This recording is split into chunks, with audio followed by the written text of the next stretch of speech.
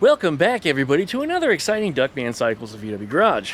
Been a little while since I addressed video, and the reason why is because, well, you guys know I lost my voice pretty badly, and I'm still about 90% there. I still have coughing fits once in a while, but, you know, that's just life, I guess, because until it goes away, it's not gonna go away. The reason why is because of this. See this? Look at this, watch. See all that dust? See all the dust on the back of my Fastback? That's the reason I'm having so many issues. All this dust, everything's so dry. Look at the mini bike. It's only been sitting there a day or two. Look what's done. Just, it's incredible. Everything is just kicking up so much dust. And it rained once, just once. And it was like a sprinkle through the whole morning, but it was not enough. I had to dig a hole recently, dug down about 6 inches. 6 inches of sand like it was desert before I finally hit a layer that had any moisture whatsoever. And well, anyway, the dust is the reason I'm having such a problem. And dust isn't something that you can take a pill for, or that you can, you know, make an adjustment in your life for. Dust is dust. And well, look at this beard, man. Sorry, I just can't believe how white it is. It's turned so white in the last few years. Anyways, yeah, I'm feeling much better, but still 90% is where I'm at. My voice still comes and goes once in a while. I mean, for the most part, it's pretty good. But when I try to wind it up for any reason at all, like when I try to do my HIPAA store commercials, yeah, it's not been a good thing. Just another update video today. You probably noticed the cars that have been sitting here are gone. Moved them out. A little bit of this and that, suspension lowering, stuff you guys have seen me done before. I didn't figure I needed to be showing the stuff over and over again. But before I start rambling on about this video, let's talk about what we got. We got this Beetle here, which is a 69. This one will be leaving here sometime soon. We've shown this thing before. This thing is going to get an extended front end on it. I'm working on that now. Don't mind my big tool pile. Like I said, I've been busy. So I've been throwing things around like massively. And I got things covered here that I haven't been able to bring in when it rained the other day. That's where it's at. I need to pick up my beam pile still. I got somebody that wants one, but damn it, every time he says he's coming, he doesn't come. I'm going to sort that issue out and just put him away and tell him no. But anyway, still working on this. It runs, starts, and drives great. But he wants to do a beam extension on it, and he's got some plans coming up with that. Wants me to do some more work, so we'll talk about that coming up soon. This go-kart. You guys know the drama associated with this go-kart. That's one of the reasons why it's covered, is because I'm sick and tired of seeing it or even talking about it. And guess what, guys? I bought tickets for this thing too, and I haven't seen my money or a drawing either. We're going to talk about that later, because there's a discussion coming up between I, as the acting president of Oil Slicker Society, I'm the executive director, administrator of Oil Slicker Society, which is now the biggest club, Volkswagen club, in the Pensacola Bay area. Larger than even the 30-year-old club that's established and has since changed their name. I don't know why you would break a history or legacy like that, but anyway, I digress. It wasn't my choice. But I'm supposed to have a meeting with the new president, and we're supposed to discuss the go-kart, among other things, and figure out the direction that we're going to take this community. Because at this point, I'm too big that I can't be ignored anymore. I'm not saying that with an ego. I'm saying it to the point that, you know, I warned the other president this was going to happen. I said, if you push me in the corner, I'm going to push back. I'm going to push back harder, and I have. So if you want to be a member of the Oil Slicker Society, oilslickers.com, join us up. You want to buy a t-shirt? We're selling t-shirts. The deadline's the end of the month. I'm getting a t-shirt order out very, very shortly. And we're going to start shipping them in the next, probably about 10 days or so. So, if you'd like to get on board, that's going to be the way to do it. Well, working on my Beetle. There's my Beetle, my 1972 retro Beetle with all the earlier stuff fit onto it. Doing a little electrical work, just sorting out a little bit of this and that. It's got quirks. No real big issues, just quirks. Things I've been sorting out along the way, just stuff. But you know, before we carry on about that, let's like it, comment, and subscribe. Don't forget to plug that thing. Let's get updates every other video. Check out duckshit.net for all my social media links. Oilslickers.com if you want to know more about the club. And we'll be back right after that intro.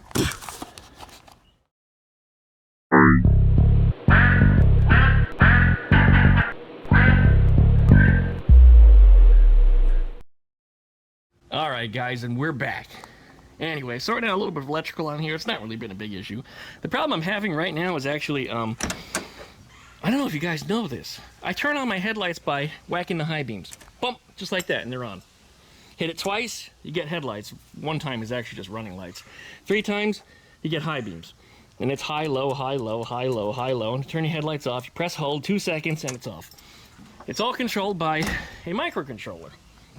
And the microcontroller was acting up. Or so I thought. The first thing I did was blamed my technology for the problem. But because I built some diagnostic lights on it, the diagnostic lights are telling me that the switch was constantly on. So for whatever reason, the high beam switch is failing into the on position. So when you pull that switch, it stays on. It doesn't want to go off. When you release it, it should kick off. And no matter how much wiggling I do to it, it doesn't want to go off. And I guess vibration after some time eventually kicks it off. So it's not my microcontroller's problem. It's actually a situation with the switch. So I'm going to take that apart, try to figure out exactly what the hell is going on with it, and replace it if necessary. I mean, there's really not much to it. It's just two little brass contacts that are right here that touch together when you pull on this thing. That's really all there is to it. It might have something to do with the steering wheel gap, because the steering wheel is actually rubbing on the console. In fact, you can see a little bit of glitter here from the magnesium shedding. So I need to respace that. I forget what it's supposed to be, 1/8 of an inch or something like that, 1/16 of an inch. It's supposed to be a little gap on there. It's just 2 screws in the bottom of the column, just slide it down a little bit, tighten it back down. And that might solve the problem, I don't know. I also need to replace the horn button, which I have somewhere. I couldn't find a spring. Then when I found a spring, I lost the button. That's life. Anyway, as always, these are my quacking bushings.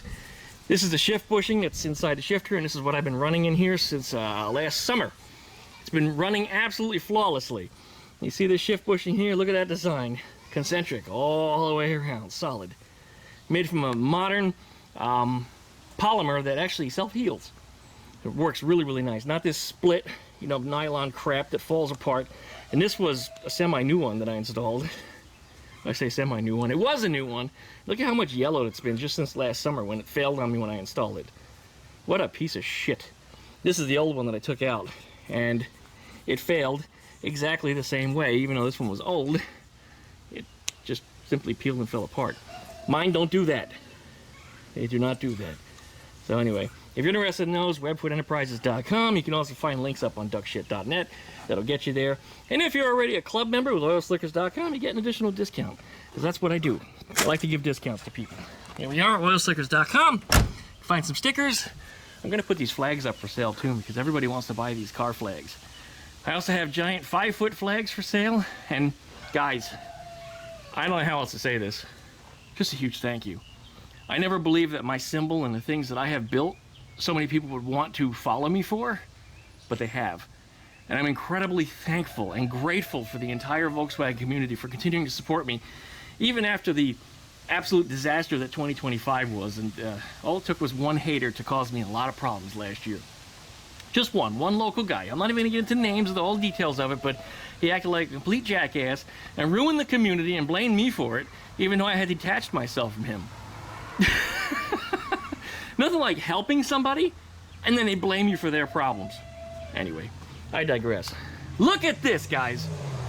Some of you are going to call me a bastard or a cheater or that I'm quitting on you, but look, we got a 1960 Corvair today.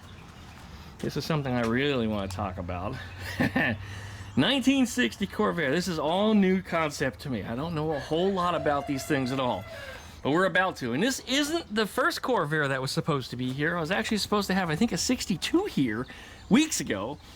But the owner and I are having trouble getting coordinated to be able to get the car here. But Don, the owner of this car, not the same Don you might be thinking of, another Don, he told me, hey, I want to have you work on my electrical. And I said, don't mind me, guys. I actually had a little drink today with lunch. I don't usually do that, about once a month or so. And I had a drink. I'm just trying to just chill today. Just chill. But he says his taillights aren't working. None of them are working right. They do all kinds of goofy things. I said, well, I'm your man. There's nobody else in town that does electrical quite like I do. I can sort this out. I'll come up with some kind of a diagram online. I'm sure I can handle it. And we'll get these things figured out. But right now, when you turn the key on, you get a really bright light on the left side. When you step on the brakes, the brake lights light up real dim. And then when you do a proper ground to the right-hand tail light, it comes on, and then the left-hand one goes out. So there's some real weird stuff going on. Turn signals do not work at all. Backup lights he hasn't evaluated, and his headlights are doing some weird things. It's like the high beam works on one side, and then when you turn the low beams on, the other side comes on, the other side goes off. So it might be bulbs, it might be electrical. We're gonna get into that too, so we'll figure that out. But yeah, 1960 Corvair, which is in generally pretty good shape. It's got a little bit of rust around the window, just a little bit, you know, the typical stuff you'd find on these things. During Hurricane Sally, something fell on the roof, so it's got a little bit of roof damage. Most of this can be pushed out and repainted. A little bit of roof gutter damage here, probably due to whatever hit it. I imagine probably did the damage to cause it to rust a little bit, but stuff that could all be fixed. This car otherwise is solid, and it has some really heavy doors on it, typical American car doors. Not like a little light Volkswagen. I mean, you can actually... Volkswagens do not feel nor sound like that. Wow. Wow. So, 1960 Corvair is coming up soon with electrical diagnostics. See if I can come up with some solutions for that and make this thing work. This is exciting. Something different. You know, I work on the same old, and just to see this in the garage or driveway or yard or whatever you want to say I have here, it's going to be a little bit different of an experience, and I'm excited for it. So we're going to switch positions. I'm going to get the Beetle out of there. I'm going to roll this one into the back where the dust is. I just want to have it in the back. It's a more secure work area where nobody bothers me when I'm behind the fence. People come and knock all the time, want to talk to me, ask me questions. Well, you don't see me, out of sight, out of mind, right? Then this bus. This has been here since last fall. And the owner's okay with that because he's out of town more than in. He's actually a traveling comedian and hasn't been able to come pick it up or come get it. But he's not worried about it, which allowed me to work on it a little bit slowly, a little bit at a time. But the car, as you know, it has shaved door handles, and it had a remote control to open them. But he was having trouble with mystery battery draw, and it turned out it was a remote control module that was actually causing the problem. Somebody had just scissored the wires off the ribbon cable to it, and I have no idea how any of it works. There's no manual. But when I disconnected the module, boom, battery stopped dying. So, anyway. He also told me that the turn signals on this thing wasn't working. So I started looking into that. He also said the gauges weren't working. So the first thing I did was to pull the gauge cluster apart, as you can see right there. And when I pulled the gauge cluster out, guess what happened? The gauge started working. And you know what else started working? All the turn signals. All I did was just pull the gauges out of the dashboard. So I'm imagining there's some kind of a loose connection in here, or some kind of intermittent problem. So I'm going to go through all the connectors, clean everything, put everything back together, and make sure there's no broken wires. And if that's the case, everything should be working fine. It also has a cylinder head temperature, which appears to be hooked up. The lights on and stuff come on, but it doesn't seem to be moving temperature when I run the engine. There's also an oil pressure sensor. The pressure sensor works. The oil temperature sensor doesn't seem to be working, but I can't find a sensor anywhere on this engine. So I don't know where that's hidden at. It might be on the remote oil cooler or something. I just haven't been able to find it yet. Doesn't mean it doesn't exist. It just means I haven't found it yet. I'll keep on looking and we'll see what I can come up with. It does run and start right up. When I first turned the key on, the fuel gauge didn't move at all and it wasn't cranking. So again, when I pulled the gauges out, all of a sudden it started running again and the fuel gauge moved. So there's definitely something weird going on in that gauge cluster, and I don't know what the hell it is. The engine is, you might be surprised to see this on a bay window bus because you don't typically, but it is a Type 1 style engine, and this one is built. I don't know if it's a 1776 or greater, but it has some big carburetors on there, and it runs pretty good. Although cylinder number 4 is skipping a beat a little bit. It doesn't like to idle well on that cylinder. And cylinder number 1 in the back, or front I should say, on that side, also wasn't idling correctly, but that one was just an idle jet. Cleared that out, it's fine. This one doesn't seem to be firing always. I suspect it's either spark plugs or maybe valves. But my spark plug tool for some reason won't fit on that spark plug, so there might be one of them goofy small spark plugs in there. I'll have to get back to that and figure it out. Well, that's as far as I got with it. Like I said, otherwise it runs and drives. And because it makes so much damn power, it's hard to tell that you're down one cylinder. So we'll get that fixed coming up very shortly. Then the Z. And I hate that this thing sits here, man. I think after all the interest payments on everything, I probably spent $50,000 on this car. I need to get it fixed. And after talking to another one of the Volkswagen guys in our club, the Oil Slickers, he's got a Z also, and he said when the alignment started going weird and the thing started floating all over the place and it was destroying front tires, it was the rubber bushings, and that was what I suspected. A bushing kit for this car is only like, believe it or not, like 150 bucks. That's all. Even for the high quality ones, you're still under $200. So I might just get under there and start replacing all those bushings, and I want to do it before it gets too damn hot, because when summer gets here, working in the driveway is not where you want to be. And especially since it's a vehicle that I'm not familiar with what I'm getting into. I've never taken this components apart on this car before. It's going to be a little longer of a period of time for me to be out here, you know, in the sun. So it might be one of those later evening job kind of things, although right now it's not too bad, but if you're in direct sunlight, it's absolute murder. Murder. You don't want to be murdered out here in the sun. But otherwise, she's a little beat. Big Blue's been through some stuff with me. I mean, we've had this car for 21 years now. 21 years, and she's actually 22 years old. She was built in 04, late 04 for the 2005 model year. And I mean, as soon as I turn that key, she fires right up. She drives great, except for the front suspension problem. I gotta fix the AC too. It also died a year ago, even though I fixed it the year before that. It worked great for one summer, and then the following summer it just didn't work. I got a feeling the expansion valve is stuck based on what the pressure gauges were telling me. So I got to get into that, which means I got to tear the dashboard all apart to get to it. Not excited about it. Just another thing in my life. All right, there's the bus again. Here's the extension cord. I run over to the battery tender that's in there. I plug it in once a week and then unplug it the week after and run it again for another week. I don't like to leave them in there full time. Sometimes you'll cook a battery. This is a 914 transmission. I don't know if I mentioned in the other video. I had a guy that was really interested in this, and he's been telling me for months he's gonna come see me, he's gonna come get it, he wants to buy it. And these things aren't cheap, guys. This is the proper side shift one. I mean, look on eBay yourself and see what the prices are on these things. This is not cheap, and I know what I paid for it. I'm not gonna give this one away, but he really needs it to finish his 914. So anyway, he and I need to work out a deal on that. Yeah, there's a rooster inside the garage. But otherwise, yeah, it's been sitting here for a little while. I'm about to put it back in the shed because I'm tired of it being here. Especially with the kind of value that this thing has. I mean, it's got more value than some cars do. So it can't be sitting here for too awfully much longer. So either he come gets it, or I come put it away, just like that axle beam.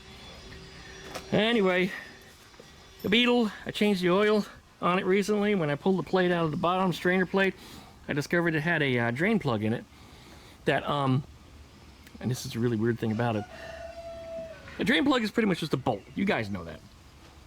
So bolts are threaded. When you run down the threads towards the head of the bolt, there was no threads. It's like machined inwards a little bit. So if you tighten the thing into the plate, it suddenly goes loose and it feels like it's stripped. It wasn't stripped, it just went too far past the threads. So it went right in that plate. Now, and I'm wondering, what the hell's going on with this thing? Why does it feel like it's stripped? I haven't even gotten it tight. Anyway, when I pulled the plate back out and got to look at it and everything, I realized it's one of them really cheap Chinese replacement plates. And there's like one turn of threads going through that plate. That's it. That was it. The plate was that thin. So I went in the backyard and pulled out another plate off another used engine, which was an original Volkswagen plate. I could tell the massive, I wish I had pictures of this, but there was just a massive difference between the OEM and one of them China ones. It was so much thicker, literally twice the thickness. And where the flange was, where the bolt goes through, the drain plug, it was even thicker than that. There was an extra piece of metal that was in there, so it made it even thicker, which gave me more than 3 turns. So when I screwed that drain plug in, it actually still remained biting on those threads. I also used a thicker copper washer on it to seal it up, to make sure that it didn't go in too far, once again, to tighten it down. Anyway, when I went to install the plate onto the existing studs that were there, guess what? The plate's thicker, now the bolts don't go on. So all the little nuts that are supposed to go on the bottom there that hold that plate in, not one of them, I think it was 1 or 2 of them actually reached, but the rest didn't. And you say it's as simple as just unthreading those studs a little bit and winding them back in, right? Yeah. The stud that I had the most problem with was the one that actually holds in the oil pickup tube. And you guys probably don't know, but there's one stud that's a little bit longer than the rest. It runs up inside the inside of the case, and it holds the oil pickup tube in place with a nut on it. And the nut is really hard to unscrew. You have to loosen that nut and then wind the stud out. So anyway, I couldn't get a wrench on it. After digging through my entire pile of 10mm wrenches, was it 10mm? Yeah, it was 10mm. I finally found one that actually did the job. And I was able to wind the stud out and got the plate on there. And it hasn't been leaking oil since. I used an actual OEM, original Volkswagen oil change kit. I have about 5 or 6 of them left. I cleaned out somebody's garage about 10, 15 years ago. And he just had boxes of OEM Volkswagen oil change kits and stuff. And I've been using them for people that well, they want something nice or something original. And I've been using them on my own vehicles too, of course, because they're the best ones. I mean, it's not the paper thin, you know, China garbage kits. It's actual real OEM Volkswagen, stamped Volkswagen replacement kit. Anyway, that's what went on here. And it's not leaked a drop since. And I'm very happy for that. Anyway, this thing I've been driving it everywhere. I've been driving from here to Mississippi. You guys don't know, but it's a little over 100 miles for a couple of car shows that were over there, as well as David Orozco's birthday party. He turned 50 recently. Happy birthday, David. Good friend of ours and also a member of our club, and he was our first sponsor of Oil Slickers Society International. He gave us a donation, and I've since given back to him. I've given him a big flag to put in his garage, which looks ridiculous because he put it on his biggest wall. So we're getting him an even bigger flag shortly. I said, I can't do that to you, man. I said, that flag got to come down. And he asked me, why? He thought something was wrong. I was like, well, because the flag is too small. It looks stupid. Let me get you a big flag. So anyway, flags are for sale too. These car flags are also about to go on sale. So if you'd like to, you know, show a little pride and wave that orange, because it's the orange that keeps crushing. Man, we're growing so fast, it's ridiculous.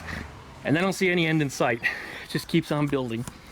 And again, I'm so grateful that everybody has been so supportive of me for this past, well, the club will be 6 months at the end of this week. The end of this month, I should say. 6 months old. 6 months old. And then we have our 200-day anniversary sometime middle of next month. So, yeah. I'm just overwhelmed, guys. So again, if you want to buy a shirt, you want to join the club, and if you're already a club member, or if you buy your club membership at the same time as you buy a shirt, you get $5 off. I give package discounts to everybody, and I don't jerk people around. If I tell you I'm going to give you a discount, I'm going to give you a discount. If you're already a member and you decide to renew your membership, that's right, you get $5 discounts times 2. So you get a $10 discount. And if you want to renew for 2 years and you buy a t-shirt and you're already a member, you get a $15 discount. I don't screw around as one discount only stuff. You guys join. You guys want to be part of what I'm doing here. It's not about the money. It's about collecting the right information and making things grow and making things happen. And we've demonstrated that Oil Slicker Society is something that's got clout. It's just amazing how many people have followed me on. It's amazing. And I'm so happy for it. Just so happy for it. Anyway, I think I'm having a bit of a ramble at this point. I'm just enjoying my life. Maybe I should talk about the Fastback a little bit. What do you think? The Fastback's been sitting there. Oh, it's covered in dust. It looks like it's been there for years. Now, it looks like years worth of dust. There's the ducks behind my raccoon trap. Anyway, you see all the cat tracks on it? It's from the cat that went in there when it rained. So this dust is very recent. And the reason why, and you saw it blow in the wind just now, is because the chickens get over here and they scratch and they throw dirt everywhere. Yeah, I'm kicking all over my floor jack. That's real smart. Duckman, you idiot. You see the clouds of dust. It just gets all over everything. So it's not really been sitting that long. But I need to get through the engine on it and figure out why it's not firing off. I got a feeling the electronic distributor actually quit. And I know points of condenser can quit too. The only thing with points of condenser is usually you get kind of a warning. It starts to run a little funny before something happens. Electronic ignition, when it goes, usually it just go. And that's what happened on here, or so I suspect. I'm going to pull the whole distributor out and we're going to see if we get it running, and that's we'll see what happens with that. But I might even give it a shot now. I guess we'll see what happens there. All right, well, if I don't, like it, comment, and subscribe. Don't forget to plug that dingle so you get updates every time a video. Check out Duck Shit down there for all my different social media links. Check out oilslickers.com if you want to be a club or you want to be a member of the things that I do and see more about what's going on. Check it out, guys. If not anything else, it's a great toilet read for looking at the bylaws, finding out a little bit about the club structure, about how we do things, and about how things are built. And I put a lot of effort into that. I wanted a club where people don't get bossed around, where people don't get bitched at, and where people aren't going to force their politics on you. Because I don't care what your politics are. If you're pushing politics on anybody else in the club, or if the club is pushing politics on you, we're not dealing with that. No. Well written out in the bylaws. Check it out. Like I said, great toilet reading, oilslickers.com. Anyways, we'll see if the Fastback gets started. I'd like to see that myself. All right. Thanks for watching, guys. We'll see you in the next go-around. Well, here we go.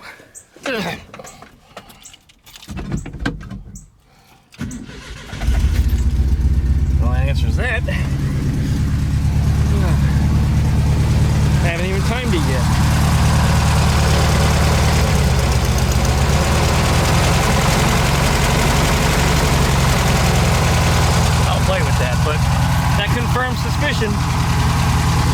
Pertronics took a poopy. That's the first one I've ever seen fail. And I mean, I've installed lots of these, and I've fixed a lot of cars that had them. Never have I seen one go. I'll do a little diagnostic to see if it's the wiring in it, or maybe it's the magnet, or maybe one of the ends came loose. But we'll do a little science on this, try to figure out what's going on. But yeah, definitely that was the problem. That one's not a vacuum advance. It's another Pertronics though, but it's not a vacuum. Still cold, but yeah, runs. All right, look at all this dust. I told you the dust out here was bad. Man, it's on everything. But the air filters are going to be crud before you know it. All right, well, I guess that's it. Thanks for watching, everyone. After further investigation, the magnets fell out of the rotor. Look at that. You see the little 4 pedals that are in here, the 4 slots? And there's the 4 magnets. They're just kind of stuck to the... Yeah, anyway. That's what's wrong. The electronics might be just fine.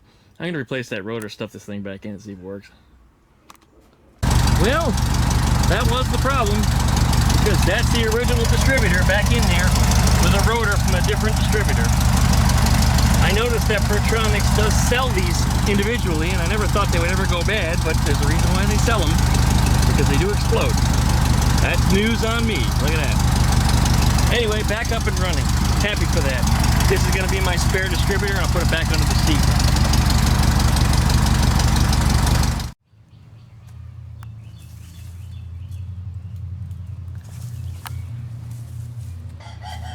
That's where all that dust comes from.